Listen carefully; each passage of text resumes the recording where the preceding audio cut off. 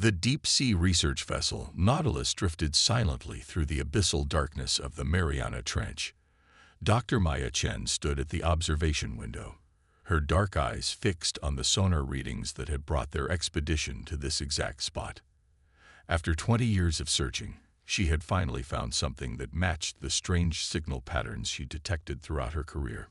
"Contact in 3 minutes," announced Captain Sarah Rodriguez from the helm, depth holding steady at 11,000 meters.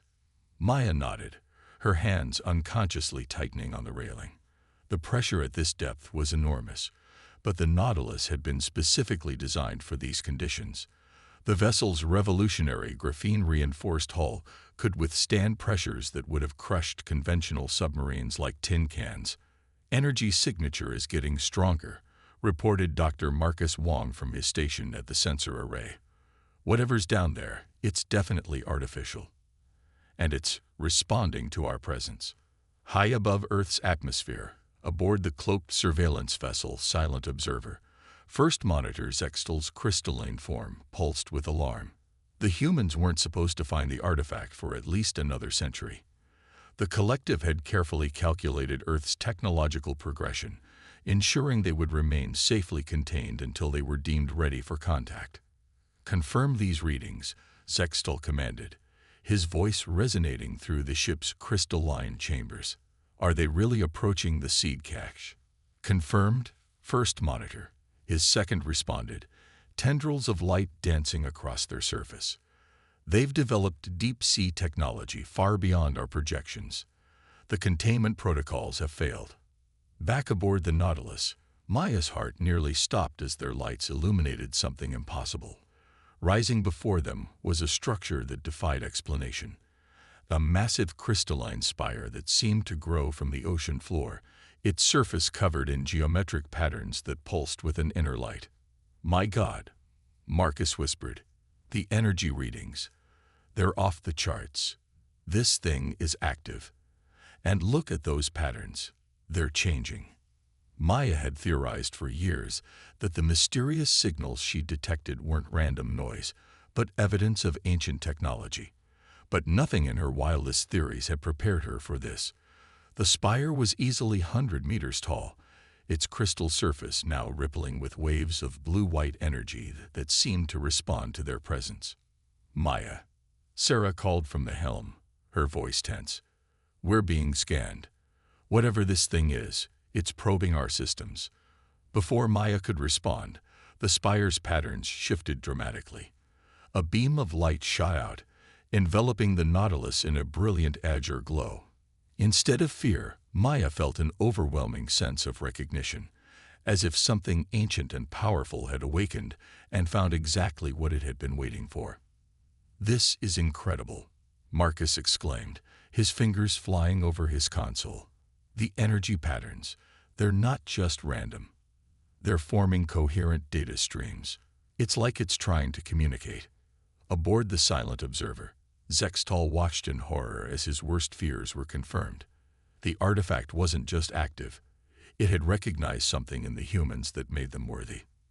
The seed cache, one of thousands left behind by the precursors, had judged humanity ready for its gifts. "Begin emergency protocol Omega-9, Zextal ordered, knowing it was already too late. "Notify the Council immediately." The humans. They found it. They found the Dragon-Soul blueprint. The name sent shivers through his crew. The Dragon-Soul technology was legendary even among the elder races, a method of merging consciousness with machines that had been deemed too dangerous to implement. The precursors had hidden their research in seed caches across the galaxy, waiting for species with the right combination of technological advancement and neural plasticity to claim it. On the Nautilus, Maya watched in awe as streams of data began flowing directly into their ship's computers. But more than that, she felt something reaching out, touching her mind with ancient wisdom and incredible purpose. The spire hadn't just been waiting for humanity. It had been waiting for someone who could understand its gifts. "Maya," Sarah called out, her voice filled with wonder. "The ship's it's evolving. These patterns, they're teaching it how to think differently, how to grow." Maya understood then what they had discovered. This wasn't just advanced technology. It was the key to humanity's next evolutionary step.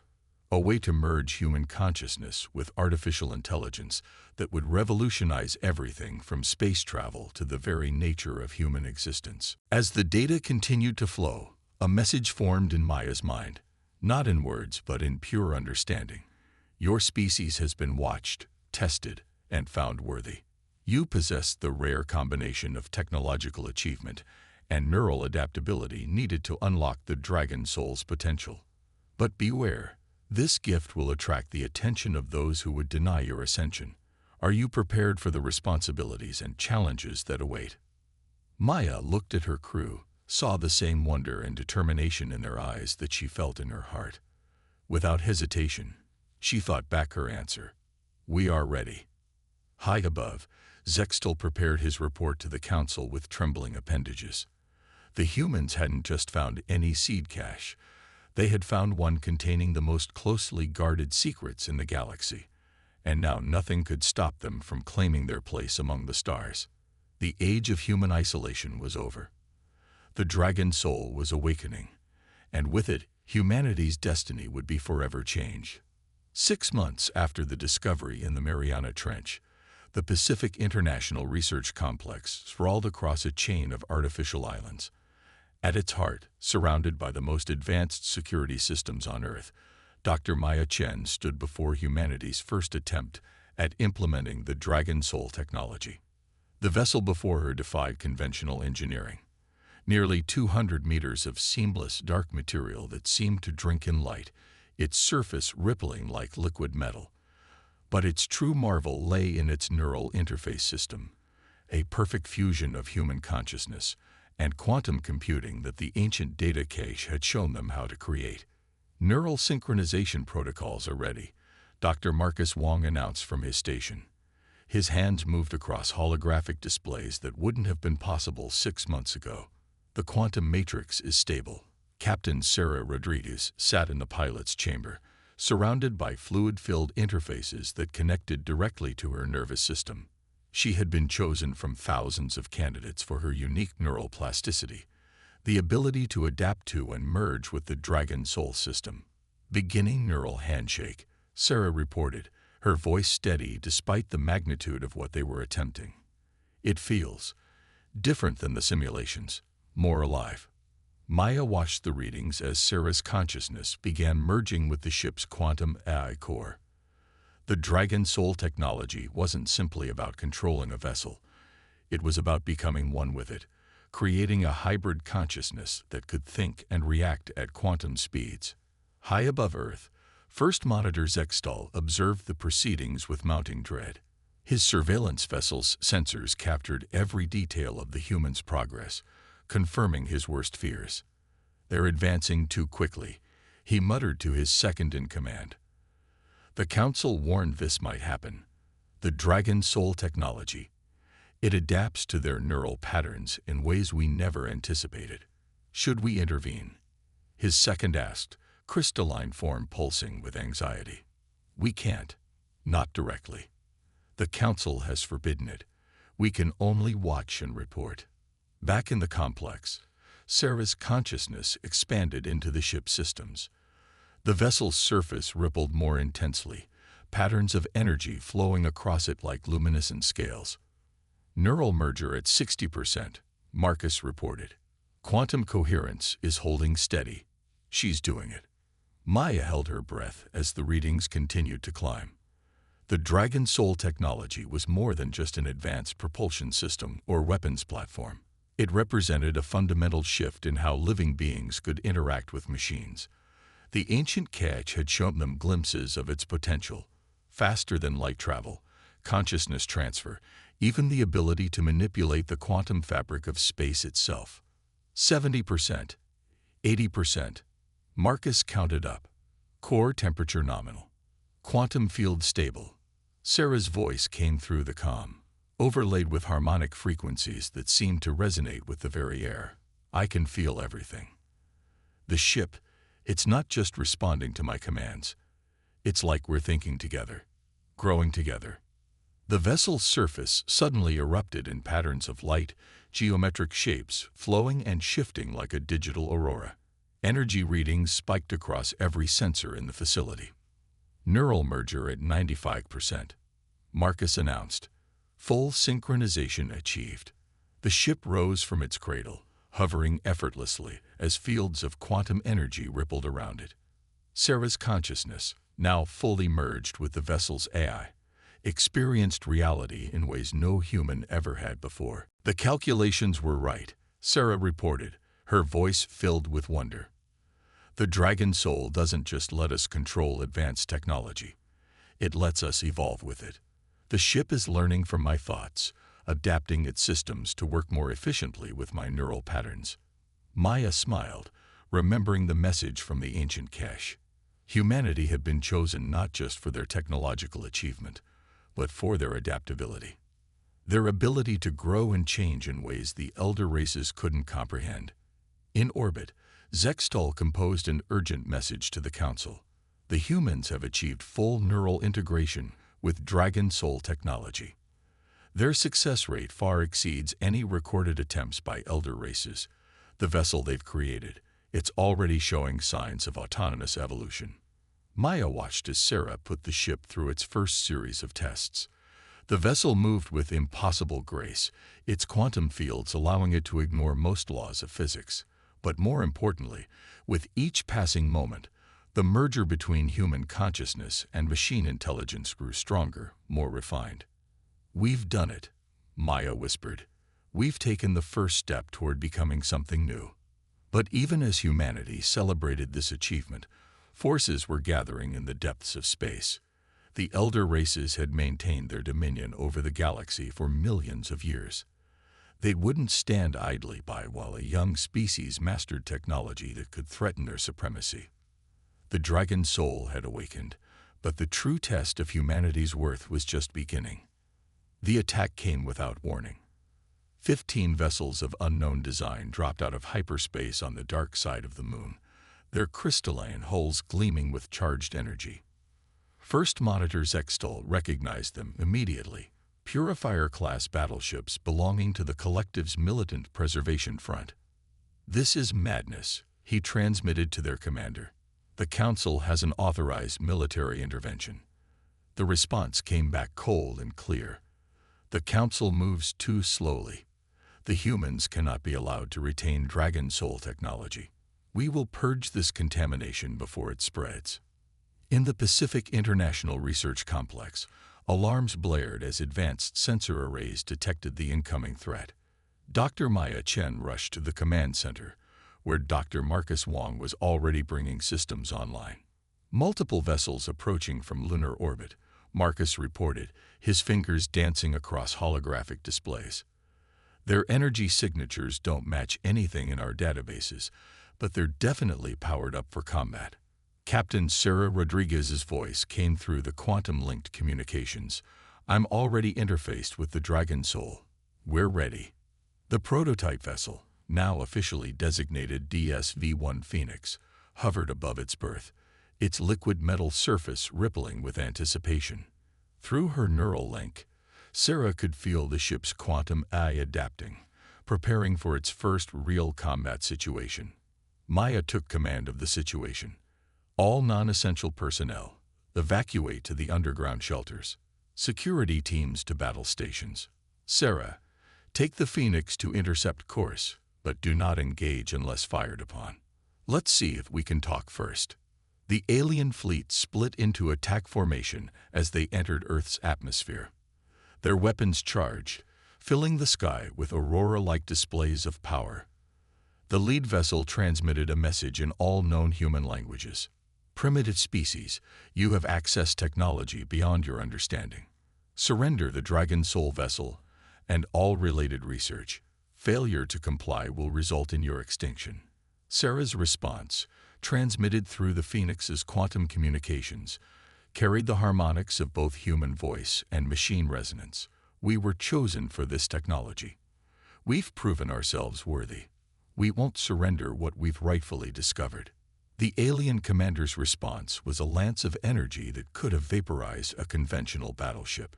But the Phoenix wasn't conventional. Sarah's consciousness, merged with the ship's quantum systems, saw the attack coming at both relativistic and quantum levels. The vessel's surface flowed like quicksilver as it shifted into a new geometric configuration, quantum fields redirecting the energy harmlessly into adjacent dimensions. "Well," Sarah transmitted, her voice carrying a hint of amusement, "I guess negotiations have failed." What followed demonstrated why the precursors had chosen humanity for the Dragon-Soul technology. The Phoenix moved with impossible grace, its hybrid consciousness processing combat decisions at quantum speeds. Traditional physics became more suggestion than law as the vessel shifted between configurations, each adaptation guided by Sarah's intuitive understanding of spacetime dynamics. The alien fleet's coordinated attack should have overwhelmed any single vessel, but the Phoenix wasn't just one consciousness. It was a perfect merger of human intuition, machine processing, and quantum mechanics. Sarah felt the ship growing, learning, evolving with each exchange. The Dragon-Soul technology responded to human creativity in ways the elder races had never imagined possible. "Their attack patterns are too rigid," Sarah reported as the Phoenix danced through another barrage of energy weapons. "They're fighting according to programmed strategies. They can't adapt fast enough." Maya watched the battle through the complex's sensor arrays, understanding now why the ancient cache had chosen humanity. The elder races, for all their advanced technology, were bound by millions of years of tradition and fixed patterns. Humanity's greatest strength was their ability to improvise, to think differently, to evolve. The Phoenix's counterattack was beautiful in its creativity. Instead of matching power with power, Sarah used the vessel's quantum fields to create localized time distortions. Alien energy weapons fired into spaces the Phoenix had already left, or would never occupy. The liquid metal hull flowed into configurations that didn't just deflect attacks, but redirected them back at their sources. In orbit, Zextal watched in astonishment as a single Dragon-Soul vessel systematically dismantled a fleet of the Collective's most powerful warships. "Impossible," he whispered. "Their neural integration levels. They're still rising. The vessel is evolving during combat." The battle ended not with the destruction of the alien fleet, but with their surrender. The surviving purifier vessels hung in Earth's atmosphere, their weapons disabled by precisely calculated quantum field manipulations. "Let this be a lesson," Sarah transmitted to the defeated commander. "Humanity won't be bullied or threatened. We were chosen for this technology because we understand something you've forgotten: the importance of growing, changing, and evolving. We don't seek to dominate, but we will defend ourselves."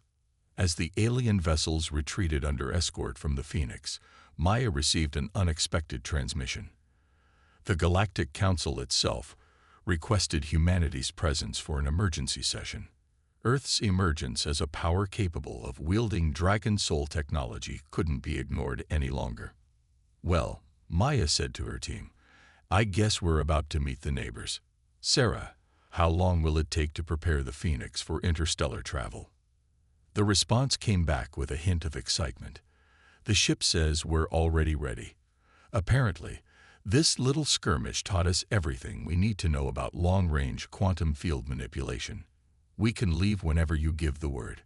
Humanity's first steps into galactic society would be taken not as supplicants, but as equals. The Dragon-Soul had proven its worth, and with it, humanity had proven theirs. The Galactic Council's chamber defied human comprehension. Suspended in the void between dimensions, the vast spherical space housed representatives from civilizations that had mastered space travel before Earth's first microorganisms emerged. Dr. Maya Chen stood with Captain Sarah Rodriguez on the presentation platform, the DSV-1 Phoenix hovering silently behind them, a dark testament to humanity's emergence as a spacefaring race. The council members themselves were as diverse as the cosmos, crystalline beings of pure thought, energy constructs maintained by ancient technologies, and forms of life that challenged the very definition of consciousness.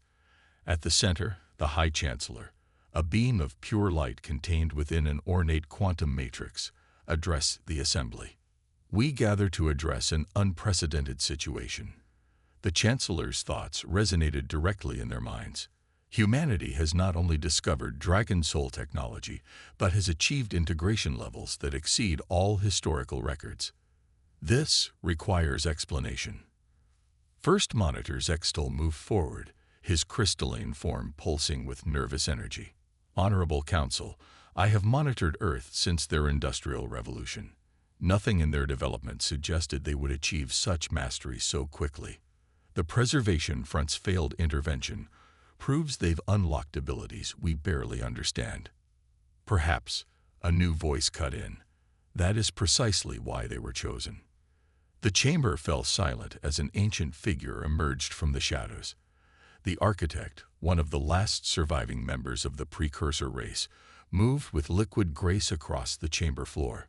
Her form shifted between states of matter, a living reminder of the heights of evolution. We left the seed catches not as tests, the architect continued, but as keys, each waiting for species with specific qualities. The Dragon-Soul technology requires more than mere intelligence or technological advancement. It demands plasticity, creativity, the ability to grow beyond predetermined limits. Maya stepped forward, her voice steady despite the gravity of the moment. The technology doesn't just interface with our minds. It evolves with us. Each interaction teaches both the user and the system something new. The Phoenix isn't just a ship. It's becoming something unique through its partnership with humanity. The architect's form rippled with what might have been approval. The elder races, for all their wisdom, became fixed in their patterns over millions of years. They seek to maintain order, to preserve what is known. But the universe itself is change, growth, evolution. Humanity, with your brief lives and constant drive to adapt, you embrace chaos as a source of innovation. Sarah joined Maya, her neural link with the Phoenix creating subtle harmonics in her voice. When I merge with the ship, we don't just follow predetermined protocols. We improvise, create new solutions, explore possibilities that might never occur to beings bound by millions of years of tradition. The chamber erupted in overlapping communications as council members debated the implications. Some argued for containing humanity's growth, others for studying their methods. The Preservation Front's representatives demanded stricter controls on Dragon-Soul technology. The architect raised a hand, bringing silence. You all missed the point. The Dragon-Soul technology was never meant to be controlled or contained. It was designed to evolve, to help create something new. Humanity's quick mastery is not a threat. It is the fulfillment of its purpose. But the risk, Zextal began, is necessary for growth. The architect cut him off. Look at your own histories. How many of your species have stagnated, choosing security over advancement? The universe does not reward stasis. The High Chancellor's form brightened as understanding dawned. You chose humanity not despite their youth, but because of it. Their neural plasticity, their adaptability, their very unpredictability. These are features, not flaws. Maya nodded. The ancient cache didn't just give us technology. It showed us a path forward, a way to merge the best aspects of human consciousness with artificial intelligence and quantum mechanics. Each Dragon-Soul vessel becomes unique, shaped by its pilot's personality, while helping that pilot evolve in return. Which is why, the architect added, attempting to prevent their advancement was foolish. The Dragon-Soul technology responds to suppression by advancing faster, finding new ways to express its potential through minds open to change. The council chamber hummed with new frequencies as the implications became clear. Humanity hadn't just stumbled upon advanced technology. They represented the next step in galactic evolution. Their ability to merge with and improve upon the Dragon-Soul technology offered a path forward for species that had reached evolutionary dead ends. Then we face a choice, the High Chancellor announced.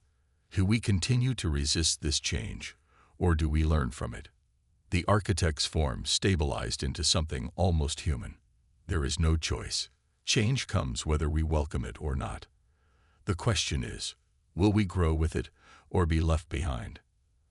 As the Council debated humanity's new role in galactic society, Maya and Sarah shared a knowing look. They had proven themselves not just worthy of the technology, but capable of taking it in directions its creators hadn't imagined. The path ahead was uncertain, full of challenges and opportunities that would test their species' creativity and resolve. But that, after all, was what humanity did best: face the unknown with innovation, adaptation, and an unwavering determination to grow beyond their limits. 1 year after humanity's appearance before the Galactic Council, the universe was transforming in ways none of the elder races had predicted.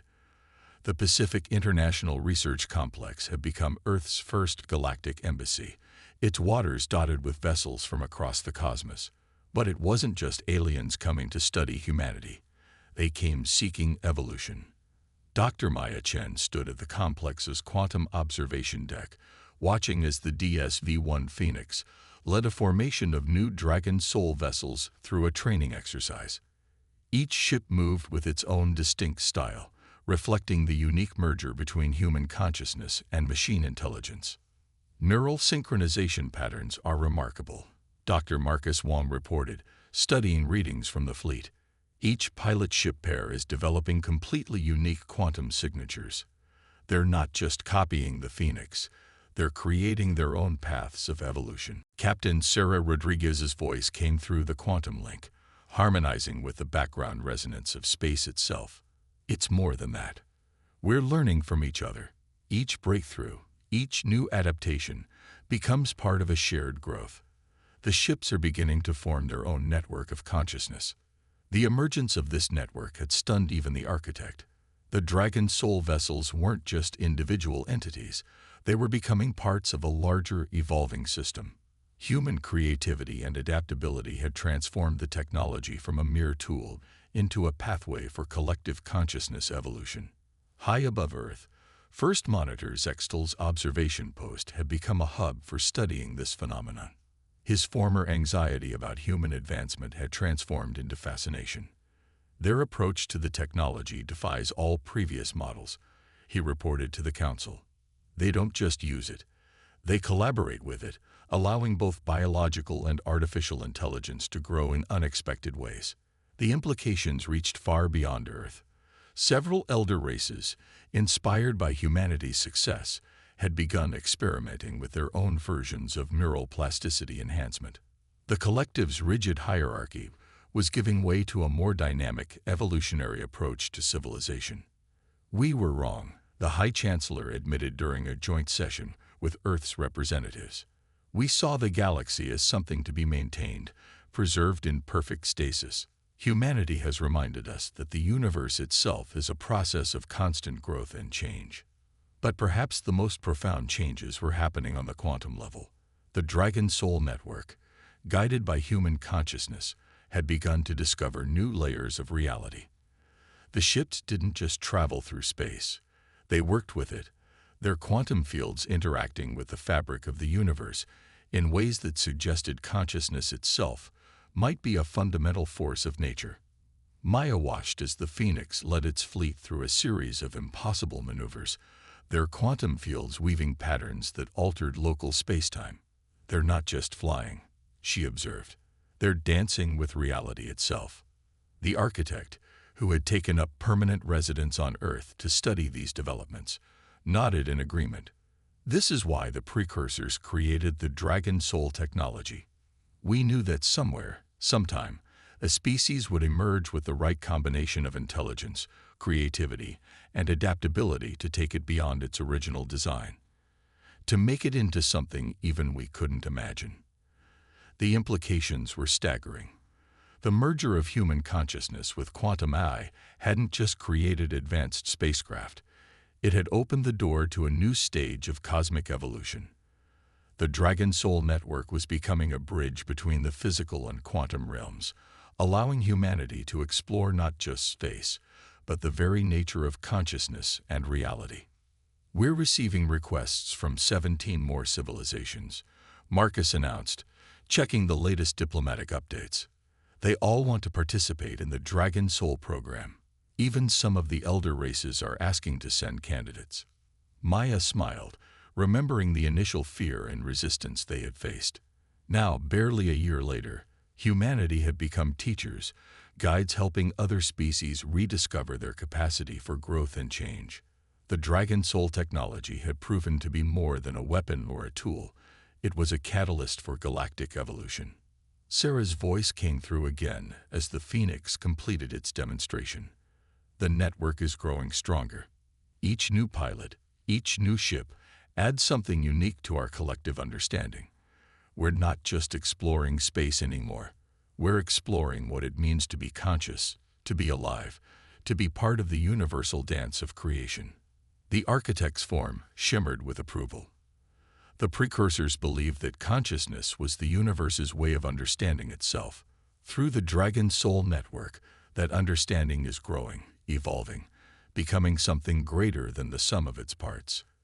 As Maya watched the fleet return to dock, their quantum fields painting abstract patterns across the sky, she understood that this was just the beginning. Humanity had not just joined galactic civilization. They had helped give it a new purpose, a new direction, a new understanding of what was possible. The age of stasis was over. Through the Dragon-Soul technology, through humanity's unique gifts of creativity and adaptability, the galaxy had remembered how to dream, how to grow, how to evolve. The future was no longer a path to be followed, but a reality to be shaped by the combined potential of all conscious beings, dancing together in the quantum light of endless possibility.